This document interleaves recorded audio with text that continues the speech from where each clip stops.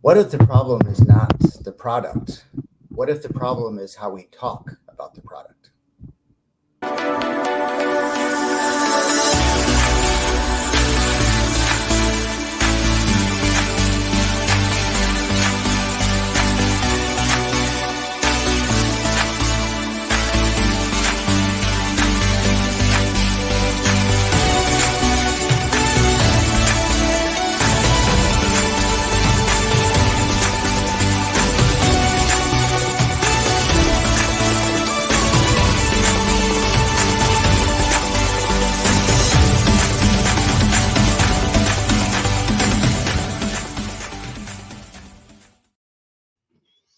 What's up, champions? Welcome to another episode of Champion Reads, the podcast where we talk about best-selling books by best-selling authors and the lessons that we learn from it. My name is William Blake. We're also joined today by our other executive producer, Mr. Ian Sturmer. And we're going to continue in our book that we've been reading this month of Building a Story Brand by Donald Miller. It's been a great book so far, and I'm excited for the conversation today because we're going to talk about those one-liners that we need in business, how not to confuse our customer, and that maybe it's just not the product that's wrong. Maybe it's just the way that we sell the product that's wrong. So it's going to be a good conversation. Ian, when I first heard that quote, it instantly, because in the back room we were talking about the topic of one-liners today, instantly that resonated. Because for me, when I started my business, I was fine-tuning everything, making sure everything was perfect. No one was a customer yet or a client. Everything was perfect. Everything was good. And then I didn't like sales. And so I didn't do sales. I wouldn't send a message out. I didn't do any phone calls. And it wasn't until, I think, 3 months into it, I got the book, $100 million offers by Alex Hormozi, who then humbled me and kicked me in the butt and be like, dude, it's easy. Just reach out to 100 people a day. And me, myself, I'm like, 100 people a day. That is a lot of people. But if you're just starting out a business, you got to do it. So I started it. And within 3 days, I had my first client. I'm like, nice. Yeah, it's the product's there. It's just how we talk about the product that seems to be the issue. Yeah, I think that's so true. One of my hobbies, I pick up Entrepreneur Magazine and I look through and see what are the new businesses coming out? What are businesses they're encouraging you to start? And I look at these and I see these great ideas. So one company is an example. They have this, it's a lawn company, and they have this fertilizer that has a green dye in it. So as you fertilize the lawn, it dyes the grass green. So it makes it look great. I thought, wow, that is a wonderful product. But you know what? This whole business is about selling it. Doesn't matter how good the product is. The fact is, I've got to go out knocking door to door or advertising somewhere. If no one knows I have this great product, who cares how great the product is? So it's all about getting that product known. And that comes down to story. You know, a quote that's come up in my life several times recently: facts tell, stories sell. So if we can find a story that explains our product, and I love yours, and I'm going to ask you to do something here and put you on the spot. Sure. You have a great business, Dyslexic Achievement Coach. So you're helping people. Well, I'm not going to give it away. The name gives part of it, but can you take and do like a 30-second story of your business, of how you came to do this? And I know you've told me this before, so I'm not putting you too much on the spot, I hope. But give us that story. Yeah, it started back when I was in first grade, diagnosed, and through elementary to high school and to college, I was lonely. I got depressed. People were just avoiding me because I was a special kid. And even when I had friends, they pushed me to the side because they were in honors classes and I wasn't. And it wasn't until I decided that it was enough to then start working towards a goal. And I simply started with reading 12 books in a year, which then turned to 40, to 50, and now 60. And then the question always came up, what if I could do more? And from there, continued to build and then built this business to help dyslexic adults to be able to build their confidence and achieve the goals that they want. Yeah. So you achieved success in your life. You overcame an obstacle.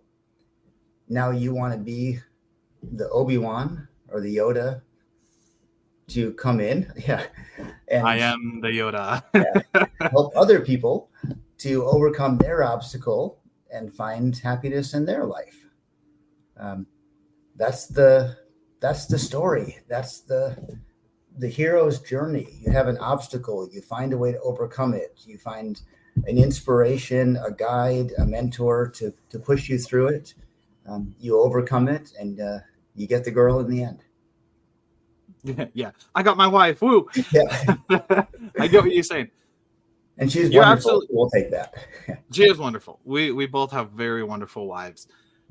It's interesting how you say it, because a thought came up to my mind where whenever we share stories, the best of stories have a hero, a villain, and a guide, as well as a challenge that the hero went through and overcame. Like those four usually create a pretty good story. And since you said Obi-Wan, we're going to jump into Star Wars. So you got Luke. One of my favorites. Yeah, one of my favorites as well. You got Luke, who is the hero. You have the villain, who thought was Darth Vader, but then turned into the Emperor. Spoiler alert for those who haven't watched it. What? No. Sorry. What? Decades of the movie being out? Yeah. You have the challenge that he went through, which is the whole story of the three movies that I went into. And then you had the guide, who was Yoda. At the time, there was not many Jedi. I think there's only a handful. And Yoda was one of them, to then teach Luke how to use the Force, use a lightsaber, and go from there. And Obi-Wan. I can't forget Obi-Wan. Obi-Wan helped as well. But there are those guides that help us. And when building a story, we got to think to ourselves when explaining it to other people, who's the hero, who's the villain, who's the guide, and what's the challenge that the hero is going to overcome. And when it comes to our business, we got to put our customer as that hero, the villain as that big, hairy, audacious goal that they're trying to achieve. The guide should be us. If we're doing our business right, the guide should be us. And then that challenge is the actions, daily, weekly, monthly actions that they take to then get to the result that they want. And I think that, our job as the guide is to put our product, or our customer, the hero. I had this great thing lined up until I started saying it out loud. I do it every time. We're good. Yeah. So we want to help our client overcome that challenge. And I guess as you were saying that, I was thinking about your situation, because I love your story with that, in overcoming dyslexia. And the books you read actually became the hero, or became the way to overcome the challenge. The way through it was the very thing that you thought was the challenge at the beginning. The books were a challenge to read, but they became the thing that got you through it. They became the thing that strengthened you and turned you into the real hero. So I guess building that storyline to help our customers. A lot of times we have to help our customers know what the problem really is. Yeah. They don't realize what the issue is. They just sometimes live with it and assume that's all there is. But when they see a path forward, and they can turn themselves into that hero through our careful guidance of that. A confused customer is not a long-term customer, because you might be able to BS your way through it in the beginning. But if you don't know what it is, don't have a mission statement, don't have something to help it be clear to your customer or client, they're not sticking around. It reminds me, you've been to a BNI group, I assume. You've probably been to several.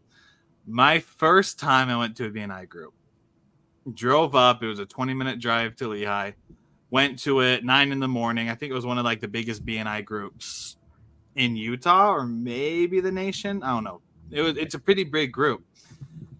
They do the introductions of the guests who come there, and they have like an outline that you can go off of. So beforehand, I was practicing, I was getting this down. Then they showed me that outline, and I'm like, I forgot to put my business in here. I forgot, like, the whole thing I was practicing was just shot down when I saw that. Thing was, what I had planned was great and fantastic, but because I saw something and put it of higher value, I went to it. So the first time I gave my elevator pitch or my 30 seconds, it was so bad. Like, hey, I'm William Blake with WB Coaching, help dyslexics to, and like it went on, started telling the quick portion of the story I was, but then 30 seconds hit and they had like a timer or something that went off, and I'm like, yeah, and that's me, and I got invited by this guy named Steve, and it was like, it was just so bad. It was so bad. I'm sure no one else remembers it, but I do. It was just so bad. And I know that in that moment, on this topic of one-liners, making sure it's clear, there was no clarity in what I was saying. Yeah. Now, I've gotten a lot better after that, and I'm glad I had that experience. But that was another challenge that I had to go through of, you got to be clear and you got to have it down, because when you have it down, your customer knows what's up, and if they relate to it, they'll become a long-term customer. Yeah. You said something really important in the middle of that. I'm sure nobody remembers it, but I do. And that's like the worst outcome. Nobody there remembers you. So what good is the whole point of being there in marketing if you're not memorable? But you remember doing something bad or doing a bad job at something. So your confidence is down from it. And if the customer doesn't remember you and you're feeling less confident, the business is not going to move forward. So if we can turn it into a simple story, and you didn't use the word I was hoping you would this time. I was kind of leading you towards it. You help people discover their dyslexic superpower. Oh, yes. And I love that it's just a simple way that you say it, because superpower conjures a whole bunch of images in my mind. And I'm picturing Superman flying over buildings and fighting off evil and rescuing damsels in distress. But then it makes me think, so dyslexic superpower, overcoming that challenge, turning a weakness into a strength. That's the hero's journey. Is the hero encountering an obstacle, finding a mentor or a guide to help them through it and overcoming it and becoming stronger in the end. So in that one little phrase, you described the whole hero's journey, that whole storyline. And when we can use some of those words that automatically invoke images in our mind, they remind us of stories that we already know. That lets the audience, our customer, know the whole set of emotions wrapped up in that by using some of those key words like superpower. So kudos on that one to you. Well, thank you. Yeah, you and thank you for helping remind me of that, because I've started to lean more towards what I do, and the phrase that you just mentioned is more of like why I do it, because it involves such power in it. I help dyslexics to make their dyslexia a superpower, or there's some version of that I remember having. But that's exactly it. It's changing something that most everyone think of as bad into a superpower, which is like not average, which is not good, but it's the best, right? It's something that stands out. It's a superpower. So thank you for helping me remember that. You are absolutely right.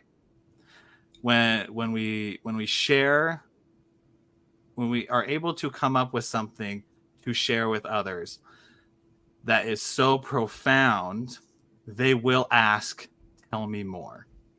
And I think if you get that question of tell me more, you've nailed that one-liner. Yep. And that's the key. Now, in today's world, our attention spans are so short, so small, that we have to be able to pack as much into as few words as possible. One of mine, when I was doing life insurance, I mentioned this earlier with you, but people say, oh, what do you do if I'm in a networking group? Instead of saying I do life insurance, which has a whole set of connotations that nobody cares about, I would say, oh, I pay people to die. And then they start thinking, what does that mean? There's images flashing in their mind of assassins and all of those things. Ian is a secret ninja. Yeah. I put the idea of money and death together in that. And then they think for a second, oh, well, life insurance. But then they might have a few questions about it. So if you can create a story in someone's mind, and building is, people love stories. I was thinking earlier that, probably the two worst things to read are the phone book. There's a great list of characters in there, but there's no plot. Or an instruction manual, which tells you everything you need to know, but there's no story to it. There's no character, there's no story, there's no journey. So instead we turn and we read novels, or we read even the personal development ones that we talk about so much in here. Those are packed full of stories and examples, because until they give us a story that we can relate to in our mind, nothing sounds real. Nothing makes sense until they share the success story. They share the hero's journey in the book. And then we say, oh, yes, those 7 habits really do help people be more effective, or whichever book it happens to be. That makes me think of the principle of reciprocity, I think is how you pronounce it. Yeah. Dyslexia for the win, right? Reciprocity. The ability to, in congruence with social media, to share and give, and then eventually it coming back to you. So a lot of people get scared in sharing what you mentioned, sharing their story, sharing the stuff that they have, the value that they give, because they think that if they share it, they won't have anything else to give. But what Donald Miller in this book shared was that he shared plenty, and every single time it has never hurt him. Actually, it helped him, because people know exactly what you do, exactly what you give, and they come to you more for like a personalized type agenda than anything. So with what you were saying, if there's not a story, it's boring and people don't want to go with it. You get that whole instruction manual. Us as Champion Circle, we might share everything that we have, but people won't read it. But if we share videos of like the tidbits of what we offer, and not just the whole thing, which we do offer the whole thing, but like those tidbits, then they seem to be more interested in the tidbits, and they're just like, wow, I wonder what else there is. And I'm like, come, we can share, we can build your story, we can help you out, we can help you be a high achiever. But it's just interesting that as people, for some reason, psychologically, I'm this way as well, that we love the tidbits, but even when everything is presented in front of you, it's boring. It's not in that story format. Yeah. The stories are what connect us. Probably the greatest salesman in history would be Jesus, who taught so many things. But unless you're talking to a real biblical scholar, if you ask anyone to share something that Jesus said beyond love your neighbor, they're going to tell you one of the parables, one of the stories. The Sermon on the Mount is great with the Beatitudes, and all of the meat of what he taught is in there. But we're going to say, oh, he taught the lost sheep, or say something he taught. They're going to tell one of the stories, one of the parables. because that's what connects to us. And those stories can then encompass everything else that's going on. But it makes it real. It turns it from an idea to a reality in our life. And I think that's the key. What we're trying to do in sales and marketing for ourselves, we need to turn whatever we do, this concept we have, this wonderful idea inside our head, into something tangible for the customer, something that they can see relates to them. And that phrase that I love seeing online, "Oh, I found a product that I never knew I needed." But now they see how it fits in their life. They see how it changes their life. They see the story of that. And if we can't do the story, we're just not going to grow our business. We're not going to sell. We're not going to be effective marketers. Yeah, it's crazy. A month ago, before we got into this book, I didn't realize how effective storytelling can be, and how it's really the only way that you can go about marketing and selling. Because if you do selling without a story, then you're a typical salesman, and nobody likes that. If you're a marketer without a story, you're out of a job, because that's really what marketers do, is create that story and that brand. I don't know. It's so impactful of how stories affect brands in that way. Yeah. And stories don't have to be the whole huge hero's journey, I think. Stories can be broken down into the simplest aspect. I was just thinking of car commercials. Car commercials generally don't show pictures of the engine to show how efficient the pistons are. They don't show how high quality spark plugs they put in the engine. They might talk about gas mileage, but almost every car commercial is this car driving through a beautiful area, whether it's a nice downtown city. Usually it's that curve in the mountains with a slope on one side. They do that every time. Why do they do that? Not because they want us to drive there, but every one of us wants to drive and enjoy it. We don't want driving to be a challenge and a task that it normally is in our life. It's a way to get from point A to point B. But they tell us a short story of us enjoying life with no care, going through the mountains, just being happy. That short little story is what sells the car. Yeah. And the paint job. Right. Yeah. That brings up two thoughts: Maverick and then the Super Bowl. So Maverick, the gas station. I cannot tell you any motto, mantra, or any of that from any other gas station. But Maverick, it's 3 words: adventure's first stop. Yeah. That tells the story. When you're going on an adventure, this is the first place you go. Then to the Super Bowl, all the commercials during the Super Bowl are story oriented. I'm thinking of the Doritos commercial specifically. I remember one year, it's been a little bit, but this dude was standing by the door and he was eating his Doritos. And there was a dog in the backyard, and he was kind of teasing the dog. And this dog is just like slowly running up to the door. The wife's sitting on the couch and says, "Honey, don't tease the dog." He's like, "Come here, boy. I got a Dorito." And there's the back door glass door that's blocking it. So you see the dog running and everything. Then the last second, the dog jumps, busts down the back door, falls on the dude. And then the dog crawls over and starts eating the Doritos.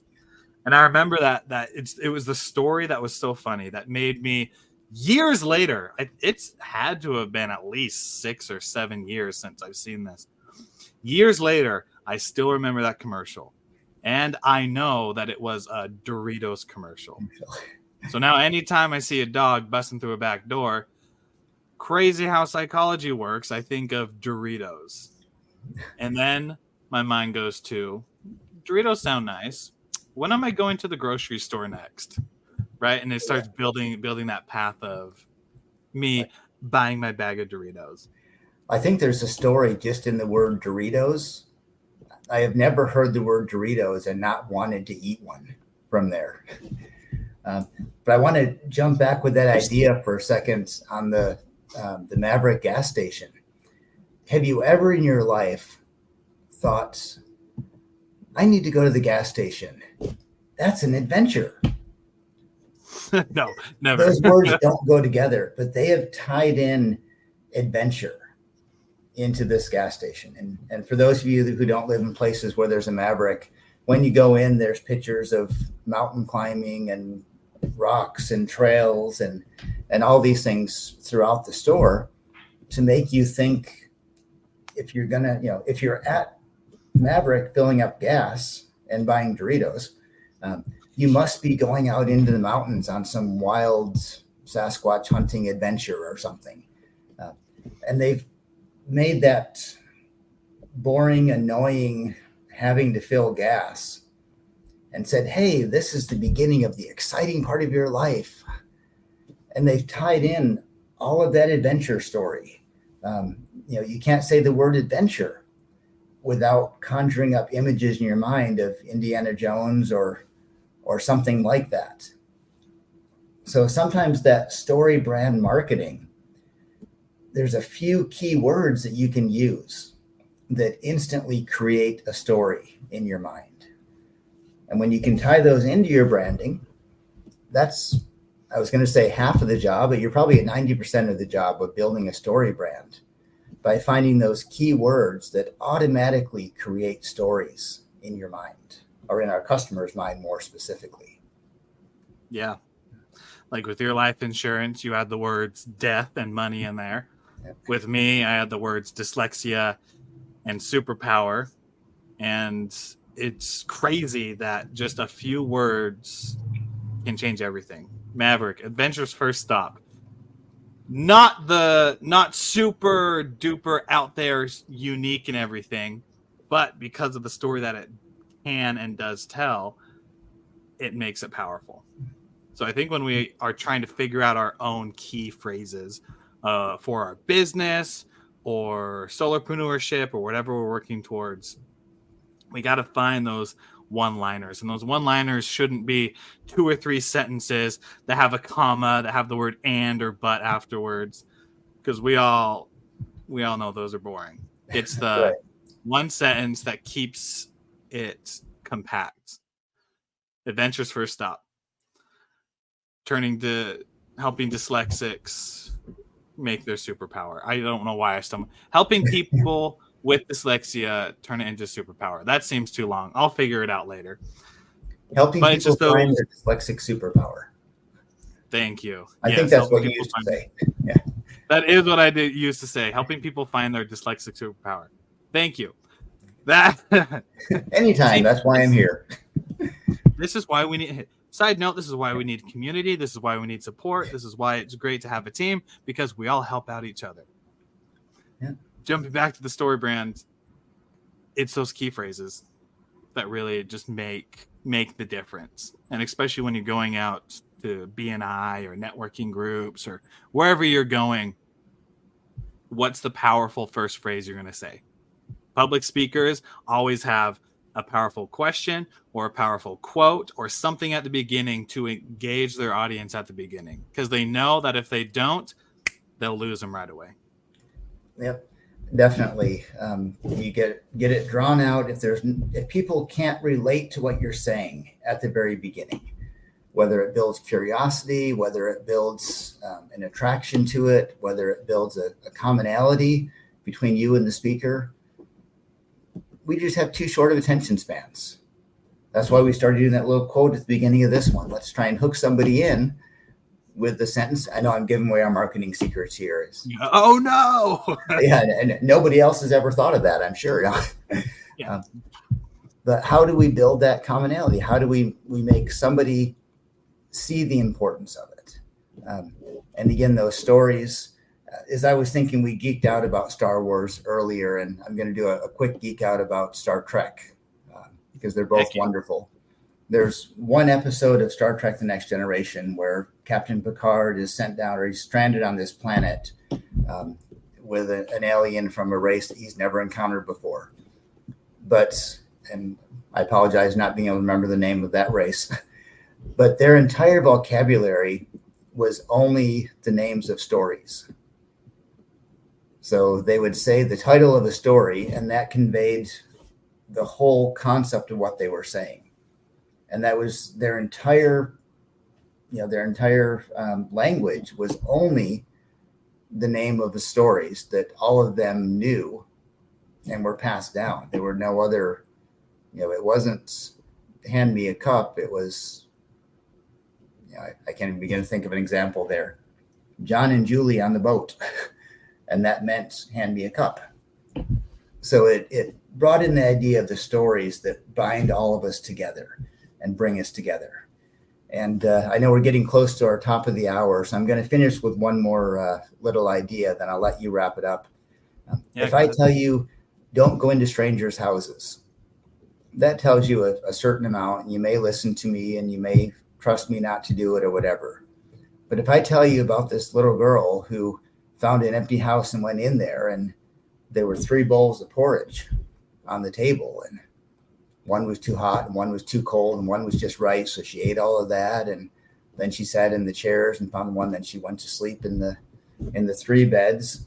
And if you read the original story, the bears eat her in the end. We've sanitized it some in the way we tell it nowadays, but the original Grimm's fairy tales had her killed and eaten by the bears in the end of it, because that story resonated with children. They could see that happening, and it made it real and personal to them. And that was the purpose of most of these old Grimm's fairy tales and fables and things, were to teach people an important lesson, especially to teach children the lessons they would need to know in life to survive and be happier and be good people. And they did that through telling stories or fables, and or we call them parables, stories that teach us a lesson, because those stick with us. And if we went through our own life, we don't have time for that, but probably the most important lessons we've learned in life, we would tell somebody the story of how we learned them. Not just, don't drink and drive.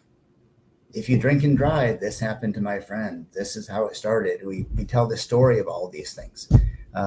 So stories connect. They connect us to our listener, who is our customer. They make things become real instead of just a list of names and facts like the phone book and the instruction manual. So build stories, and those keywords can make those stories come to life, because we all have stories built into our mind. We just need to connect those stories that the customers already have. So I'll let you finish up with your thoughts. Well said. Well said. When it comes to building a story brand and a story business, really it's the only way that you can do it to get to where you want to go. And the challenge that we'd leave for everyone who is listening, because we love challenges, we love call to actions, because if you don't do anything after you learn something, did you really learn anything? The challenge is, what is your one-liner for yourself? This can relate to the business that you're working on. This can relate to you as an employee, trying to be the best, the number one employee. But what is your one-liner for what you're doing? And then the challenge after that is to go and start sharing that with people. Because like my story with the B&I group, absolutely destroyed myself in that 30-second pitch. But 1, no one else remembered it. 2, I was able to then refine from that mistake that I made. And that's what life is about. It's about making mistakes. It's about making failures. But step by step, as we do that, we get a little better and better. And now from that B&I instance a year ago, now I'm a lot better. Ian, when you first started out, I'm sure you struggled with coming up with your one-liner. And you probably didn't, and like myself, you probably came up with the one-liner after making a bunch of mistakes. Yeah. You actually just scared me with that, because every time you said you need to come up with your one-liner, you paused for a second, and I thought, I don't have my personal one-liner yet. I need to do that. So that's the goal I have set up. Nice. Yeah, but that one-liner for you and for what you're working towards, come up with it and start sharing it, because as you do so, you'll be able to refine it and you'll be able to begin to tell the story that made you who you are today, and that will be able to impact and help other people through it. So I'll leave that challenge with you guys. This has been a great book so far, Building a Story Brand by Donald Miller. If you guys have found inspiration in this episode, go ahead and subscribe to our podcast, Champion Reads. You can find us on all the major podcasting platforms. You can also follow us on social media, the best place to find it. Go to our website at www.mychampioncircle.com. There you'll have all the links to our social media, as well as to the events and things that are going on in our community. And until next time, champions, continue to be great, continue to build your own story brand, and create your one-liner. And always remember that it's through mistakes and through the stories that we have that create the best endings. So go ahead and create yours. We'll see you next time, champions.